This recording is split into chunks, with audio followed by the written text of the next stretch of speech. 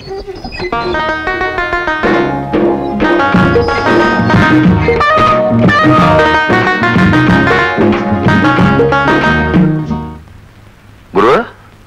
మాట,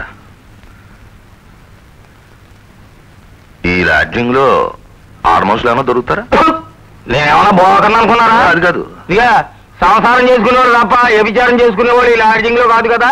ఈ ఇదిలో నేను నడవడానికి వీల్లేదని మా ప్రొపరేటర్ గారు ఆర్డర్. అమ్మయ్య, ఇలాంటి దానికోసమే ఊరంతా తిరుగుతున్నానే బాబు. ఫ్యామిలీకి రూమ్ ఇస్తారా? ఎందుకేమో డబుల్ కార్డ్ మాత్రమే చెప్తాం. చాలు. ఇదిగో డిబేట్ చెల్లేని లాడ్జింగ్ అంట, దిగు రా.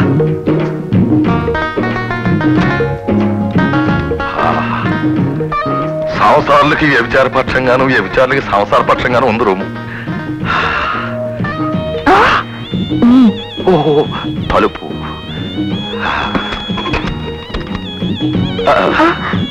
మళ్ళీ ఏం అభ్యంతరం వచ్చింది? పాడు బూటు.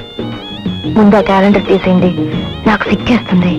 రాధాకృష్ణుల బొమ్మలోనే నీకు బూతు కనిపిస్తుంది అంటే నువ్వు 100కి 150 పాల పతివ్రతం అన్నమాట. మళ్ళీ ఏమొచ్చింది స్వరాజ్యం? ఓహో, ఇంతటి బహుపతివ్రత నా జీవితంలో మొదటిసారి టచ్లోకి వచ్చింది. స్వరాజ్యం, ఈ ఊళ్ళోనే మా అన్నయ్య గారి కూతురుంది. వెళ్ళి కొంత చిల్లర పట్టేసి వెంటనే వచ్చేస్తాను. బేగా వచ్చేయండి, లేకపోతే నాకు బోర్ కొట్టేస్తుంది. అలాగే అలాగే, నేను ఒక్క గంటలో నీ టచ్ లో ఉంటాను.